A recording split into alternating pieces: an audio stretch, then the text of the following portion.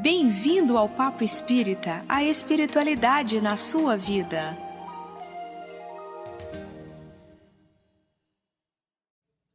Olá, sejam todos muito bem-vindos ao nosso programa Papo Espírita. Estamos aqui diretamente dos estúdios da Comunhão Espírita de Brasília. Eu sou Ana Cristina Sampaio. Temos hoje conosco de volta ao nosso programa Thelma Alves. Tudo bem, Thelma? Tudo bem, estou aqui, voltei. Muito bem-vinda. E hoje nós vamos conversar sobre um tema que com certeza afeta a todas as famílias. Nós vamos falar sobre filhos difíceis. Então é natural que num mundo em processo de transição como o nosso, reencarnem espíritos endividados perante a lei divina e que façam parte do nosso núcleo familiar. Então no tema de hoje nós vamos conversar sobre filhos rebeldes e impermeáveis aos processos educativos dos pais ou os responsáveis. E para falar sobre isso, sobre esse tema, filhos difíceis, nós temos conosco a psicóloga Neuza Zapponi, que é escritora, palestrante e facilitadora de cursos de autotransformação. Como psicóloga, Neuza tem vasta experiência no atendimento a pessoas em sofrimento profundo, como perdas, traumas, crises severas e doenças graves. E ela atua junto à Federação Espírita do Distrito Federal e à Comunhão Espírita de Brasília. Tudo bem, Neuza? Tudo bem, uma grande alegria estar aqui. Muito obrigada por aceitar nosso convite. Só lembrando que é a segunda vez que temos conosco a Neuza no estúdio e temos um programa gravado com ela sobre dor e sofrimento. Bom, vamos falar agora sobre o nosso tema de filhos difíceis. Neuza, a gente sabe que, segundo a doutrina espírita, a família ela é formada de acordo com laços espirituais. Alguns compromissos que existem e afinidades, né? Diante disso, dessa afinidade que existe na reencarnação de pais e filhos, em geral, são vivências com provas expiatórias ou também necessidades de regeneração. Nesse contexto, como que nós podemos entender essa chegada dos filhos? Explica isso para a gente. Bom, vamos começar com a boa notícia, que é que nem todos os filhos são difíceis, né? Nós temos na família a reunião, muitas vezes, de espíritos bastante afins, que evoluem em grupos, né? Que são grupos espirituais que reencarnam juntos. Então, esses filhos afins não são aqueles que nós vamos tratar hoje. São aqueles que reencarnam ao nosso lado porque estamos fazendo uma trajetória conjunta, eles se harmonizam conosco e mesmo tendo também as suas tarefas encarnatórias, as suas tarefas de transformação pessoal, de evolução, eles não nos trazem tantas dificuldades. Mas temos também aqueles filhos que nós podemos denominar como filhos compromisso. É um modo da gente entender. O que quer dizer esse compromisso? O que não quer dizer que nós não tenhamos compromissos com quaisquer dos nossos filhos, sejam afins ou não. Estamos usando esse termo para denominar aquele tipo de filho que reencarna ao nosso lado porque nós nos comprometemos de alguma forma com eles. E muitas vezes essas reencarnações são objeto de uma grande preparação anterior, de uma aproximação anterior, de consentimento de ambas as partes ou mesmo de reencarnação compulsória ao nosso lado. São filhos que muitas vezes nós, em passado, né, remoto ou mais próximo, nós tivemos grandes desavenças. Podem ser filhos que nós prejudicamos enormemente no passado e que retornam para que eles, sentindo o nosso amor, a nossa orientação, na qualidade de filhos, se reconciliem conosco. Geralmente, esse tipo de filho, a gente sente uma culpa inconsciente. Não sabemos por que nós nos sentimos culpados em relação a eles. E aí está o perigo, porque muitas vezes agimos em relação a esses filhos de uma forma mais benevolente, né, por sentir esse reflexo do nosso inconsciente em relação a eles. Podem ser também filhos que são muito agressivos conosco, porque eles eram nossos adversários, né? E nós podemos nos sentir, inclusive, podemos sentir uma certa animosidade. Alguma rejeição? Uma rejeição, porque aí é a situação contrária. Esse filho compromisso é o compromisso, ele venha para se reajustar conosco, né? E talvez realizar alguma tarefa de regeneração junto a nós.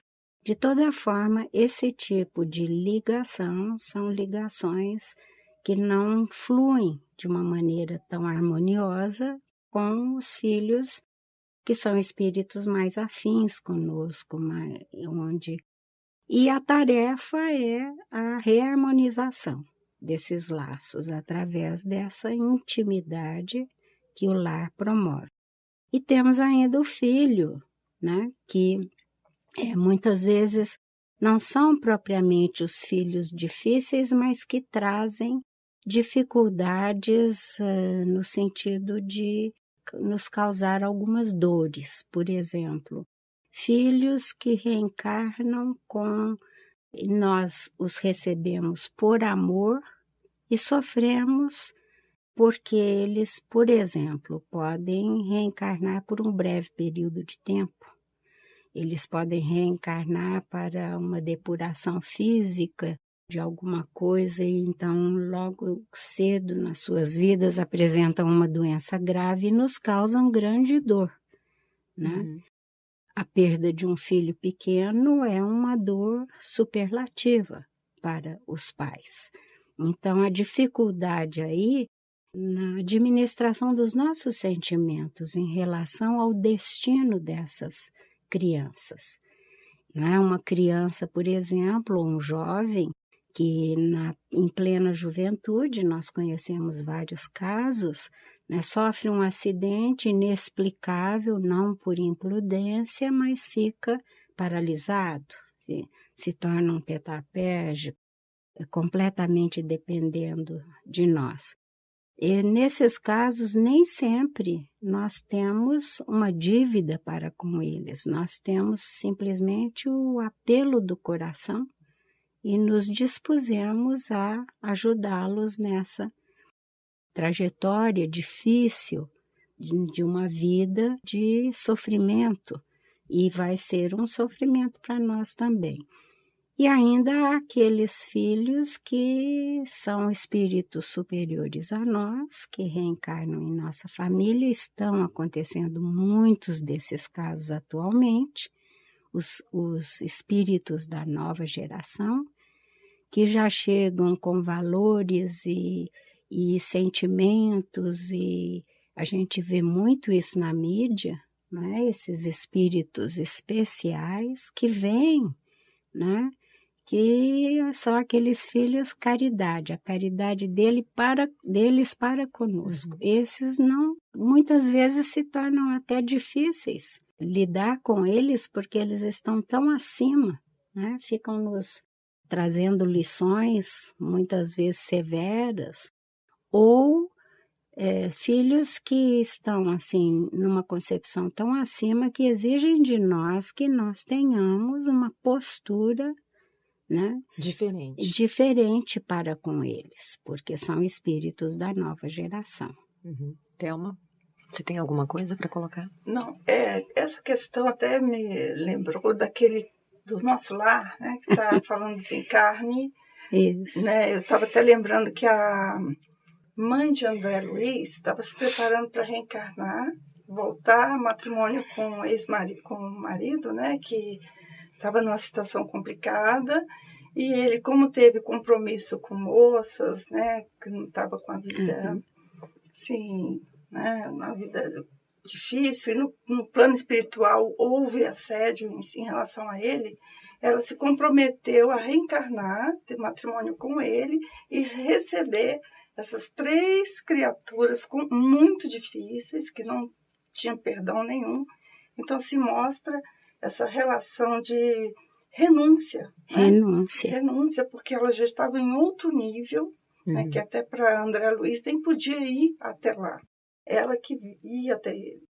E ela renunciando já à condição dela de um espírito evoluído para vir à Terra e receber essas 3 criaturas muito, muito, muito revoltadas em relação ao marido dela. Né? Porque eles haviam sido amantes, né? Isso, na vida.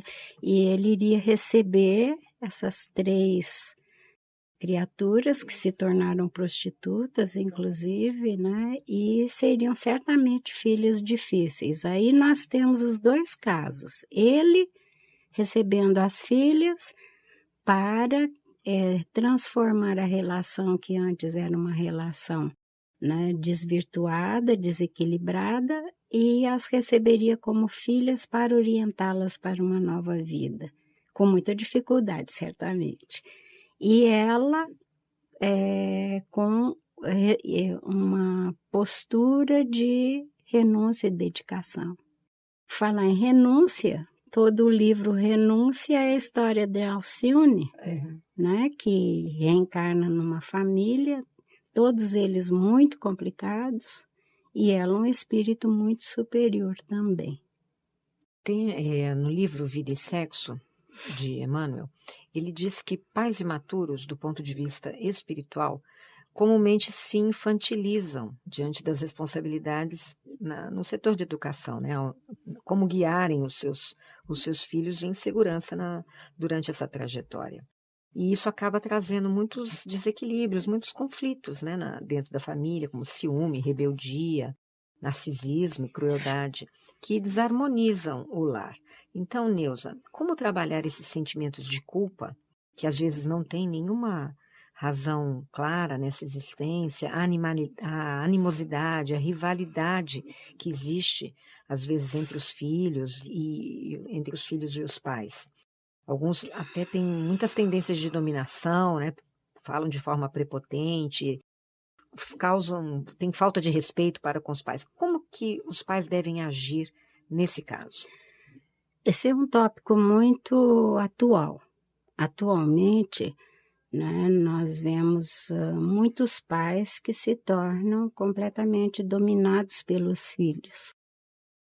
Isso tem uma parte que é evolutiva da humanidade, onde as relações pais e filhos se transformaram na base do respeito, né? O respeito que há séculos atrás não havia para com a criança, né? Então, desde a Declaração dos Direitos do Ser Humano, a Declaração Universal, começaram a surgir novas posturas. Por exemplo, antes dessa nova legislação, os pais tinham poder de vida e morte sobre os filhos. Até a minha geração era muito natural a educação através do espancamento, né, de castigos muito severos, né? Isso é cultural. Mas essa evolução, né, ela foi para o extremo oposto em muitos casos. Aí, se o espírito que reencarnou como nosso filho, né, ele tem algumas tendências a essa prepotência, esse mando, porque temos que lembrar que a criança bonitinha, pequenina, 2 aninhos, aquela coisinha mais engraçadinha do mundo, é um espírito imortal que tem muitas e muitas encarnações e que vem como nossos filhos para serem guiados. Então, os pais de hoje, muitas vezes, há essa questão da culpa que você colocou, Ana Cristina. E aí, os pais cedem, e a imaturidade, muito bem colocado. E os pais cedem, então a criança passa a dominar a família, né, com seus... e aí o que acontece? Há até um estudo psicológico avançado já, há livros publicados sobre o que estão chamando em psicologia a síndrome do imperador. As crianças são tiranas, né? A criança se torna uma tirana. Então, dentro da família, ela passa a mandar, a exigir. Então, o que o pai e a mãe, principalmente aqueles que já estão nessa situação, porque começa a ficar muito difícil. A vida da família começa a girar em torno dos desejos da criança. E esses desejos infantis são exacerbados, porque ela não tem também maturidade. E quando o espírito depois assume, por volta dos 14 anos, e vai por aí afora, o espírito começa a reassumir a sua personalidade, o espírito imortal da criança. E se durante toda a sua infância ela pôde fazer o que ela quis, ela mandou em todos ao seu redor, ela adquire aquilo que a gente chama do baixo limiar de frustração. Quer dizer, a pessoa, ela não tem mecanismos pessoais de autorregulação frente às frustrações. Isso está muito ligado ao suicídio atualmente, porque o jovem aí, então, não consegue se ajustar na sociedade, porque a partir dos 7 anos, quando já vai para a escola e tem o seu grupo social, e principalmente na adolescência, nem todos vão obedecer ao pequenino tirano, né? E ele começa a ficar muito frustrado, e isso pode levar ao suicídio. Então, o que é preciso para os pais? Primeiro, fazer um trabalho consigo mesmo de tomada de consciência e de assumir o seu papel. Saber que eles são pais. Hierarquicamente, nessa encarnação, estão acima dos filhos. Estabelecer, junto com o amor, os limites. Isso dá trabalho também. Investigar em si mesmo se não está sentindo que é mais fácil dar tudo para a criança fazer todos os gostos. No princípio é até mais fácil, depois é que fica difícil, né? Então verificar qual é o seu comportamento e reajustar. Tem até um livro que é já um tanto antigo, mas ainda é pertinente, que chama Amor Exigente. Esse livro Amor Exigente ajudou muitos pais lidando com filhos que se tornam droga aditos, né? Você vê que tem a palavra amor. Então, há necessidade do amor, mas há necessidade de limites. E assumir sem culpa ou preocupação o seu papel de mando. Quem é o dono do lar? São os pais. São os pais. Eles foram colocados ali com essa função, né? E eles têm essa responsabilidade. Então, estabelecer os limites claros e aguentar a gritaria, se já deixaram que a coisa desandasse. Aguentar os limites claros. É não, não é não. Jesus disse, seja o seu falar, sim, sim, não, não. Né? Então, é preciso o pai e a mãe se entrarem em uma conferência particular para estabelecer claramente para si mesmos quais são nossos limites. O que nós vamos permitir? O que é o não, não aqui? Né? Que não seja um não titubeante. Então, é o amor exigente que faz com que, inclusive, o adolescente se sinta seguro, né? Sem medo de exigir, porque a criança se sente insegura. Quando ela exige tudo, ela faz tudo, mas ela se sente insegura e mais tarde ficará muito infeliz na sociedade. É incrível, né? Parece um paradoxo, mas a gente ouve falar isso mesmo, que a criança ela precisa do limite para ter segurança, né? Segurança. Então a gente não pode abrir mão O desse adolescente, papel. pesquisas mostram que ele, quando a ele é permitido tudo, e se fala que os pais fazem isso por amor, como eles já têm um nível alto de abstração na adolescência, eles dizem não, não é não. Não é amor. É por comodidade. É porque eles não querem se importar. Uhum. Então, ser aquele pai que o menino diga, a menina diga que é careta, que não está com nada, que o filho do vizinho faz e que não sei o quê. Diz, o filho do vizinho faz, mas esse é o filho do vizinho. Aqui em casa é assim. Ele se sente cuidado, né? Por incrível que pareça. Mas o nosso tempo do primeiro bloco acabou. Já voltamos com o tema Filhos Difíceis. 1 minuto só.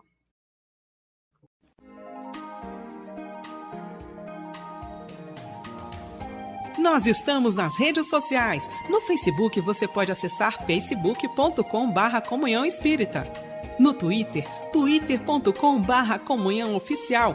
Estamos também no YouTube. Acesse youtube.com/Comunhão Espírita de Brasília. E siga o nosso Instagram, @Comunhão Espírita. Acompanhe, divulgue e participe de nossas atividades. Voltamos ao Papo Espírita. O tema de hoje é Filhos Difíceis. Estamos conosco na estúdio a Neuza Zapponi, que é psicóloga, escritora, palestrante e atendente fraterna. Eu gostaria de fazer 2 perguntas para você, Neuza. Uhum. Podemos tratar todos os filhos da mesma forma? E é verdade que amamos os filhos da mesma maneira? Essa é uma afirmativa usual, né? Que o pai diz, mas eu tratei todos da mesma forma, como é que cada um é diferente? Ou então até um jogo de exigência pessoal de amar da mesma maneira todos. A questão é a seguinte, pelo que nós já falamos, né, no primeiro bloco, cada filho é um universo diferente, é um mundo diferente. E veja uma coisa, os nossos filhos, eles, quando nós os temos, são em períodos diferentes das nossas vidas. Ou seja, nós somos diferentes também. Uhum. Né?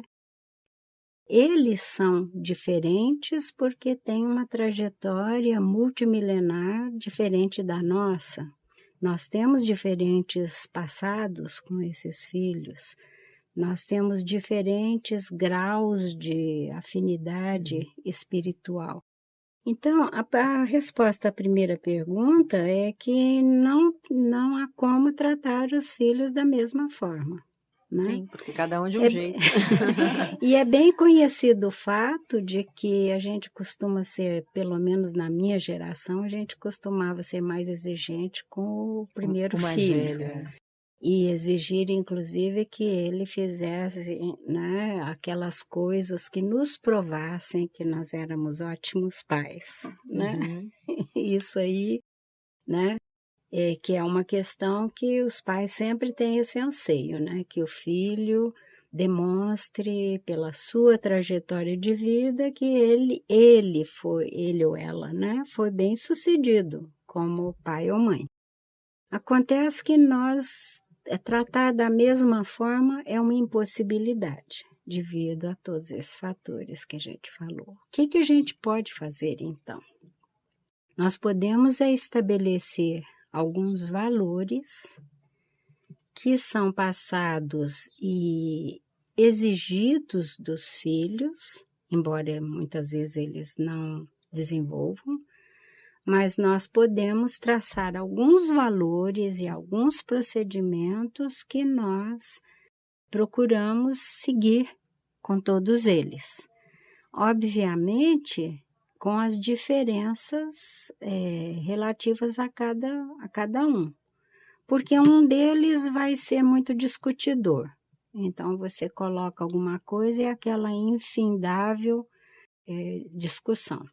O outro é caladão, pode ou não fazer aquilo que você falou, né? Às vezes você ele ouve tudo bem caladinho, mas vai lá fazer o que ele quer depois, né? Cada um reage de uma forma que é mais diferente. carinhoso, né, com a gente. Como é que você... Aquele que é mais carinhoso fica mais fácil lidar, né? Aquele que vem e confia, se confidencia, o outro que é secretivo, vai lá, se tranca e não quer saber de nada. Essas são as diferenças individuais, né, que todos nós temos. E então alguns vão ser mais permeáveis ou não, vão causar. Mas nós podemos estabelecer uma linha de conduta na qual de procedimentos, vamos dizer, gerais, que você segue com todos eles, reforçando essas normativas de formas diferentes. Aí, então, dizem que é uma ciência, mas, sobretudo, uma arte. E põe arte nisso, porque é um desafio constante. Como é a relação humana, né, de um ser humano com o outro. Mas na questão de pai e filho, né, é mais delicado ainda devido a todos os fatores que nós já falamos antes, mas principalmente porque não é uma relação entre iguais. Então, tratar todos da mesma forma não significa ser, e já vou usar o termo que dizem agora, você é um amigo do meu filho. Você não é um amigo do filho, por natureza. Você pode ter uma relação em que a amizade, como uma manifestação do amor não sensual, é aquela que está presente, aquele elemento presente. Mas você não é um amigo do filho, você é o mentor, o guia, o orientador e o responsável, até perante a lei, né? Responsável pelo filho. Então, é preciso ter coragem. Principalmente é preciso coragem, persistência, não desistir, né? Não ter preguiça. Não ter preguiça. A gente brinca assim, olha, que água mole em pedra dura, tanto bate, às vezes a água acaba. Não fura porque a água acaba. Você não pode deixar sua água acabar. Para você furar no sentido de fazer com que dê certo, né? Dê certo, mesmo que, veja, nós não avaliamos a relação ou o tratamento com os nossos filhos pelos resultados palpáveis. Porque muitas vezes você pode fazer tudo correto e aquele espírito decidir que não vai seguir. Isso é uma decisão do livre-arbítrio de cada um. Mas você, para ter a sua consciência da responsabilidade assumida, de ter cumprido, você tem a persistência, fica ali, né? Tira a água da pedra, mas persiste. Agora, a questão de amar os filhos é decorrente dessa aí. A gente precisa trabalhar para desenvolver o amor e o respeito para com todos eles, mas naturalmente vai ter aquele que a gente tem mais um xodózinho com ele. E aí é preciso... Por quê? Porque são aquelas almas que já caminharam conosco, que já o amor não é algo que se improvisa, né? O amor, ele vem. Então, o que fazer com os filhos? Aquele que a gente sente que é mais natural, o nosso afeto, isso aí tudo bem, já só vai crescer. Aquele que a gente sente que tem mais, assim, né? Uma dificuldade maior. Dificuldade e tal, nós precisamos nos conscientizar disso e estabelecer ou dar aqueles passos que levam ao amor, que é o quê? A nossa dedicação, despender tempo com esse filho, procurar ouvi-lo, procurar estar junto, em desenvolver momentos de qualidade, mesmo que isso nos custe, porque o amor ele decorre disso, decorre dessa dedicação, desses momentos. É uma coisa construída, É né? construído, o amor Certo. é uma construção. A maturidade dói. Ser pai é trabalhoso. Ser pai é trabalhoso. Pai e mãe. E aí vamos a uma pergunta bem trabalhosa, que talvez exija até um programa específico, mas é importante a gente abordar aqui.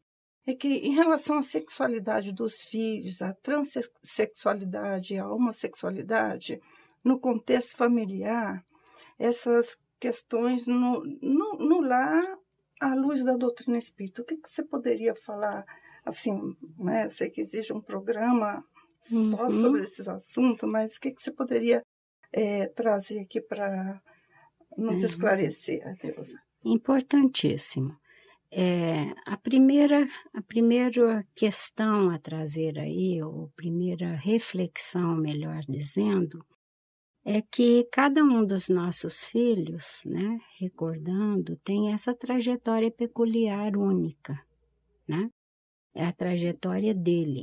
Então, muitas vezes, a gente não tem nenhum controle sobre certas questões que são desenvolvidas por nossos filhos. Por exemplo, a questão da transexualidade, que é aquele espírito que tem uma psicologia de um sexo e o corpo biológico de outro.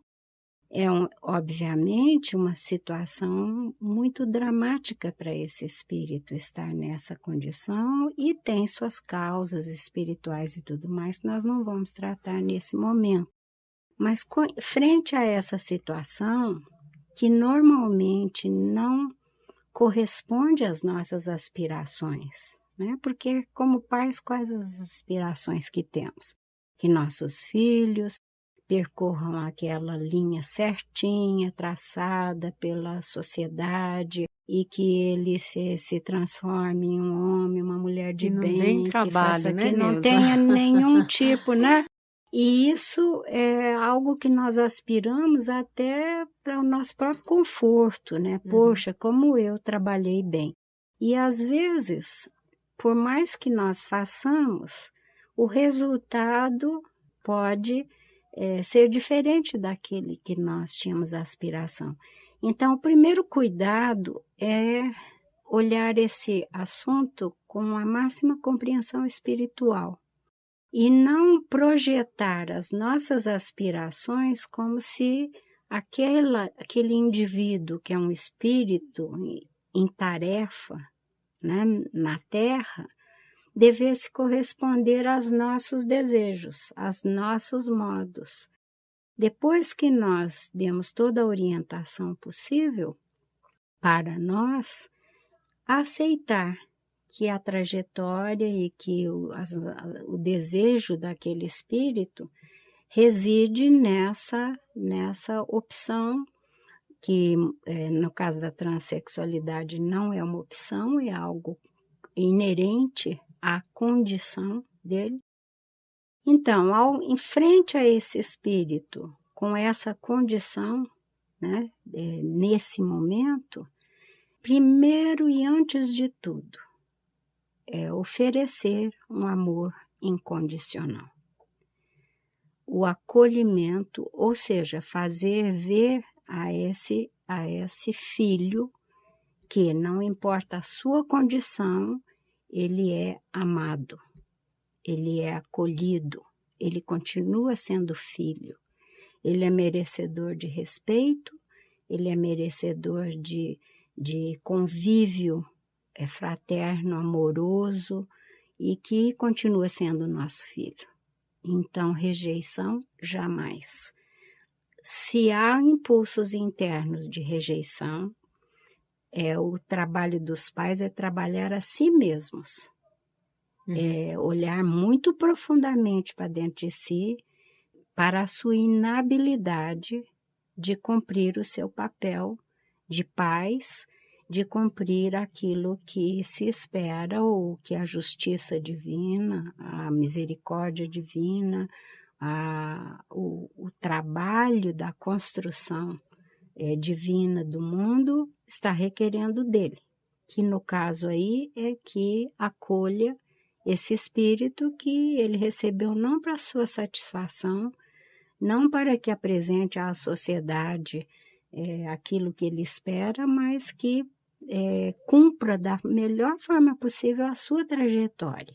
E para isso, então, após essa atmosfera, essa garantia do amor, esse acolhimento, orientar esse filho para que é uma minoria, né? Ele vai ser sempre parte de uma minoria, orientá-lo para que ele não se torne motivo de escândalo, que seria a mesma orientação para o heterossexual, mas principalmente para esse filho, né, que é minoria, é 0,2% da população mundial. Que sofre preconceito também, né? Isso. Então, orientá-lo para que ele oriente sua vida pela discrição, mesmo nos tempos atuais em que já está mais facilitado, porque já é mais aceito, mas que não precisa fazer exibições em público, não precisa, porque os heterossexuais também não precisam disso, que ele haja normalmente, né? Se tiver, como todos nós temos, o impulso de ter uma companhia amorosa, que o faça sem promiscuidade, que se resguarde dos ambientes, né, de revolta e de promiscuidade, de exacerbação de emoções, né, que seriam os nossos conselhos para os nossos filhos heterossexuais também. Trabalharmos as nossas próprias rejeições, nossos próprios, né, compreendendo que o nosso papel de pais é fazer com que o nosso filho seja o mais bem-sucedido possível em sua encarnação, e não nos darmos nota 10 por um desempenho que é só da nossa imaginação. E que é de uma forma muito egoísta isso também, né? Porque quando a gente recebe esse filho, né, com toda essa carga de dificuldade, porque, como você disse, não é uma encarnação fácil, né? Não. Para ele. Não vai ser. Se ele ainda tem que lidar com a nossa rejeição, nós estamos complicando a vida desse espírito. Né? Porque é nessa rejeição que muitas vezes reside o desespero do filho e até movimentos, né, para a drogadição, para o suicídio. Uhum. Isso nós podemos evitar. Esse papel que nós cumprirmos sempre vai nos dignificar perante não só o espírito desse filho, como perante a nossa própria trajetória. Bom, nós ficamos aqui já convidando você, Neuza, para um programa específico sobre isso, que eu acho que vai interessar muita gente, mas temos que nos despedir desse Papo Espírita, que foi bastante rico, né, Thelma? Tivemos muitas lições aqui. Agradecemos a participação da nossa convidada, Neuza Zapponi, muito obrigada por estar conosco. E também, Thelma, seja muito bem-vinda novamente ao programa. E Papo Espírita vai ao ar todas as terças pela Rádio Comunhão na internet e às quintas pelo canal da Comunhão no YouTube. Mande uma mensagem para a gente, nos escreva para o e-mail radio@comunhãoespírita.com. Você pode comentar, sugerir novos temas, fazer perguntas. Estamos aqui para conversar sobre temas da espiritualidade. E convidamos você, Neuza, para proferir a nossa prece de encerramento. Muito obrigada a todos. Até a próxima. Até a próxima. Mestre Divino, amigo incondicional de nossas almas, frente às nossas tarefas no mundo, Senhor, muitas vezes nos postamos indecisos, titubeantes, presos das nossas emoções. Sê conosco, Senhor, em nossa tarefa de paz, que nós possamos agasalhar no coração a imensa alegria de podermos ser com Deus co-criadores não simplesmente de um novo corpo que agasalhará um espírito, mas co-criadores da obra de amor e de evolução, da qual todos nós participamos. Orienta-nos, Senhor Jesus, nessa jornada e que possamos seguir aquele conselho do Emmanuel quando falava como um filho falaria para nós ao reencarnar. Eu sou um espírito que te bato à porta em nome de Deus. Auxilia-me agora, corrigindo-me naquilo que forem as minhas imperfeições, mesmo que eu possa chorar nesse momento. Corrija-me agora, para que eu não te faça chorar depois. Graças, Senhor, por todo o amparo que sabemos ter da sua divina presença entre nós. E com muita alegria, nós nos despedimos neste momento, dizendo graças a Deus. Você ouviu o programa Papo Espírita, a espiritualidade na sua vida.